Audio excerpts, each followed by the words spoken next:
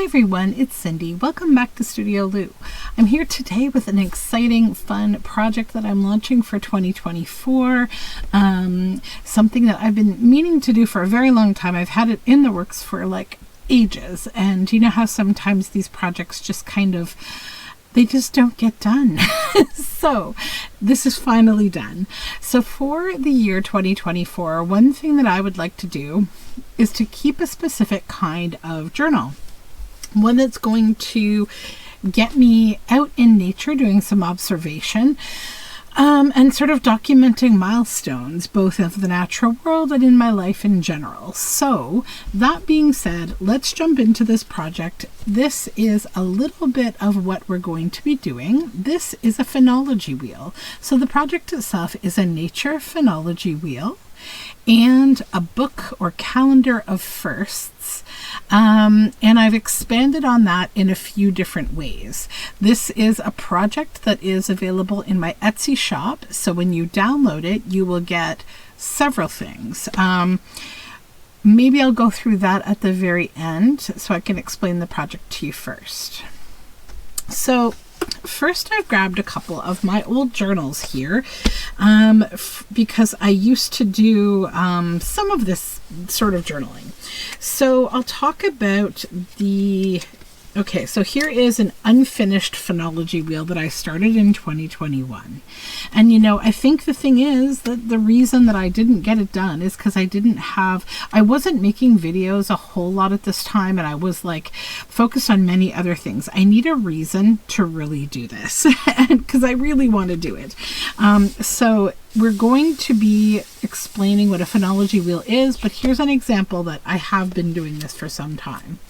Then the other example I want to show you is the calendar of firsts, which I did do a bit of. So here we have the first visible full moon.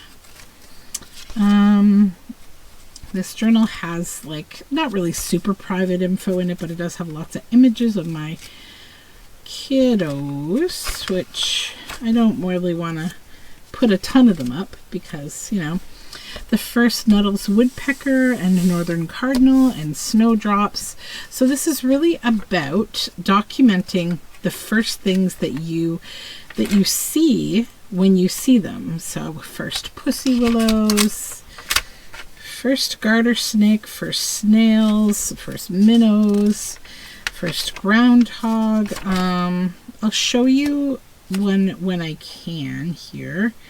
So sometimes I would do a picture, and sometimes I would do a little painting. So where's I have one that's actually a good example of what, you know, I had very good intentions for this book, but then I just didn't have time.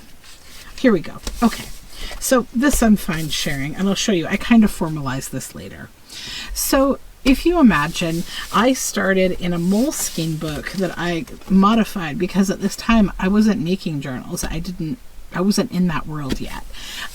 So I would use this side that has the days of the week to kind of write down the things that were going on, what was happening, maybe what I did that day, who knows.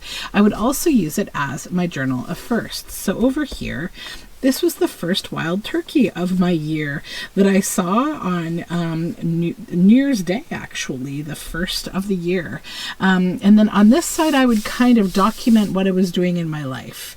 It didn't have as much writing so much as just putting in pictures. I'd like to do a little more writing this time. So I threw snowballs with my daughter. I was making masks out of Japanese tutorials. I made sunbread from the book Sunbread. We took a lovely walk, and I took a picture of the trees. Yeah, so that's essentially the rough, you know, idea of what I would do. Then over here, actually no, this book I don't think has anything related to this, except maybe I can show you. This is more like my bullet journal, okay? So this is when I first got into bullet journaling.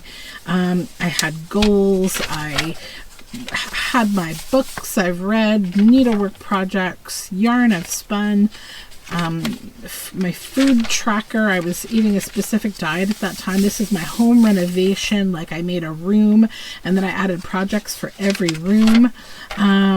We're planning to move and we're documenting where we want to go and what all the things are. But then I would make these title pages. So that was January.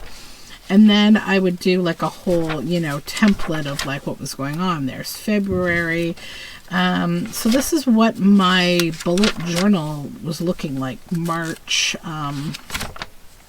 So the reason I'm showing you that is because there's a little bit of an element that I've done that's similar to those title pages. Okay, so let's get into the project itself. So I'm going to show you kind of in brief because I don't want to share the whole entire project here, but what you will get when you download this is a guide. This is the guide to the Nature Phenology Wheel.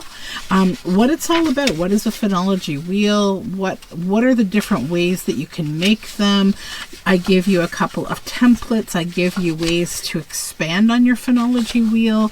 I show you examples of mine and some other things that I won't include here in this video because they're part of the download. Then I also provide you a guide to the calendar of firsts as well as some examples. So one of my objectives here is to show you many different ways to do a calendar of firsts without having to be like a highly sophisticated watercolor artist, okay? Like, you can use this project to work on that study.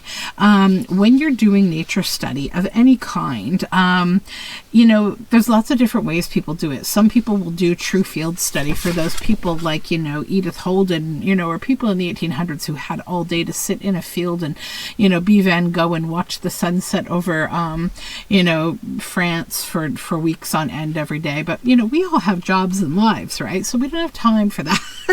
But you can use this to build your watercolor or collage study, or just literally to build your ability to document your life. So I did a couple of examples here. So on the title page of the guide, this is literally a page. I've made a template. So this is a template with all the stuff removed for a journal that prints on this size paper. I'll show that to you when we get to it. But I did this one in literally 5 minutes. So there's elements of, you know, watercolor. There's some stickers. There's notes about, like, you know, what I did during this week. And yeah, the whole thing came together really nicely. And I got my first tern footprints, my first bloodroot, my first frog's eggs, and my first bluebells and where they were. So it goes into what a calendar of firsts are, the different ways that you can do it. I give you some examples. I also give you a list of lists that you can add to your journal. So that's kind of the overall program of things. And then this is an example or two. These are the actual examples. So this is the physical example that I watercolor painted on that I just showed you. And then this is another one that I did. So this is one of my digital illustrations, one that I've spent much more time on in Procreate, of this wild turkey. It's kind of the same type of page as that one that I showed you back in this journal, right? So, you know, you can make notes about your firsts and then come back and do something different and change up what you do. The template you will get, you can print it out and write on it like I have here, or you can use it on your computer as a digital image that you can add imagery to, like I did here. So, you know, here I printed out the sunbread that we made. Here I digitally put it down on there, you know, and I also like added other things. You know, I added a different kind of an image. So, you know, it gives you lots of options to make journaling flexible for you. Then there's kind of like the digital kit, which I designed to be kind of fun and naturey and inspiring. And if you wanted to create a book journal, you know, you can have one folio at a time that you take with you out into, you know, outside, or you can do a page at a time and bring it home and then put it in. I haven't made a cover for my journal yet, but the way that these are designed is that on this side you will have your month, some facts about the month. And then over here you will have some kind of a fun poem, and then one of my illustrations here. You'll have a line down the center that will show you that's a guide for folding. You can print these on coffee dyed paper. You can make them smaller if you want to. But yeah, I'm pretty excited. So this will be your title page, and you can put as many pages in here as you want using these templates as well as regular journal pages. Because, you know, these are kind of like the highlights of what might happen each week. So you'd have probably 4 of these in a month, because each one of these pages represents 1 week. But then you might want to have additional, like maybe this would be like your middle page in your signature or something, or your next page after this title page. But then maybe you'd have some normal, like lined, different kinds of fun papers that you want to write on in between, to write actual journal entries every day, or however much you like to. One way that I like to write is basically when I can. So I will write, like, say, you know, 5, and then beside it, like, that means January 5th, and then beside it I'll write what happened, and then maybe I don't write again until the 8th, so I'll have 8, and then I'll do that. Another really cool idea that Louisa Heinzel came up with someone else on YouTube, I'm trying to remember whom now, another German YouTuber, is they did a book that I have been writing in called I think Spring to Spring, where you just start with January and you go 1 to 31, and every day you write 1 line, just 1 line of what happened on that day. So, you know, this is kind of about making journaling just more accessible for everybody. So this is January. January is the door to a new year. January 5th brings the 12th night, the end of the solstice tradition. January 6th brings a folklore story of Distaff Day. In olden times, women would return to their spinning wheels after a 12-day break. Fiber artists still have fun with this today. This time marks the beginning of the farming season, starting with the plowing of the fields. The days begin to get longer, and the sun begins to slowly return precious light. January's moon is the wolf moon. Symbols in this month are the garnet, the snowdrop, and the carnation. And then over here there is a William Carlos Williams poem. Again I reply to the triple winds, running chromatic fifths of derision outside my window. Play louder, you will not succeed. I am bound more to my sentences, the more you better at me to follow you. And the wind, as before, fingers perfectly to its derisive music. So it's a poem that is, you know, kind of in relation to that month. So February, we have this, also the wildlife and the plants that you see are relative to that month. I chose what illustrations to do based on some old nature journals, things that I saw when I was, you know, doing nature study with my children. Actually, a lot of these concepts come out of my homeschooling, which was very busy time for me. So we have a blue jay here, and the snow shower by William Cullen Bryant. Here delicate snow stars out of the cloud come floating downward in airy play, like spangles dropped from the glistening crowd that whiten at night the Milky Way. So each of these I will go through and fold, and I'll show them to you. We have colt's foot and a blackbird here in March. The beginning of spring and the vernal equinox. We have an Elizabeth Akers Allen poem back here. The brown buds thicken on the trees, unbound, the free streams sing. As March leads forth across the leaves, the wild and windy spring. And we have some Jack in the Pulpit. April, we have butterflies and this beautiful bird. Sorry, just focusing on my folding. A Ralph Waldo Emerson poem.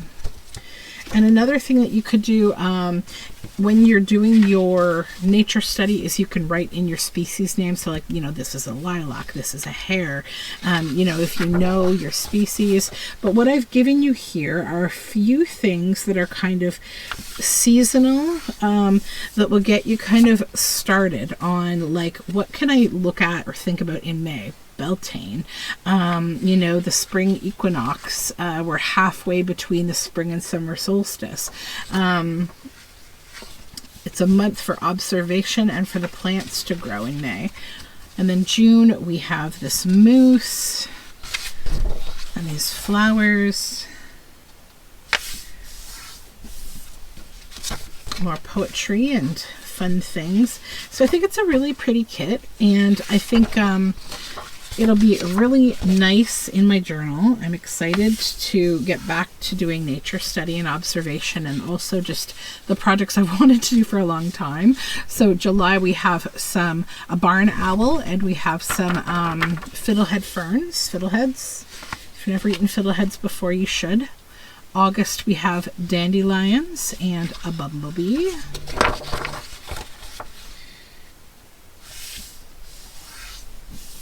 We have an Annette Wynne poem. August days are hot and still, not a breath or on house or hill, not a breath on height or plain. Weary travelers cry for rain, but the children quickly find a shady place quite to their mind, and there all quietly they stay until the sun has gone away. August is too hot for play. Then we have some mushrooms and a warbler for September.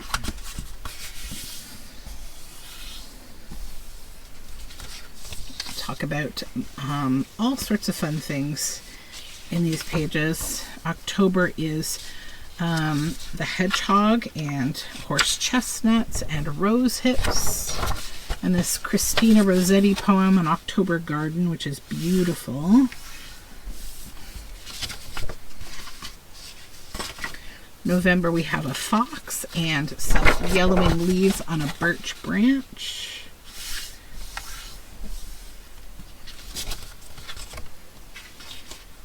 And December, we have ivy holly and pine cones, and a Canada goose with this winter haiku. I had to include the Canada goose because I always love that they are our kind of angry Canadian mascot birds that actually stick around now for the winters a lot of the time. Some of them go to Florida. There are some snowbirds, but a lot of them stay here now. So that is the little collection here for this project. And you get, when you download, you're going to get 3 templates. So 2 of them are for 2 different variations on this wheel. You're going to get the template for the journal page itself. You're going to get this whole kit, and you're going to get 2 guides. A guide to creating a phenology wheel for yourself, and a guide to the book or calendar of firsts. So there's lots of instructions that I've written, some illustrations, and sort of also a list of lists, different kinds of lists that you can include in your journal. So it's an all-together program. It's a fun project that I've spent a lot of time creating, so I hope that you will like it and that you will check it out. I will link it below in my Etsy shop. And until next time, I hope you are doing well and that you are ready for an amazing and creative 2024. Thanks for joining me here again. Bye for now.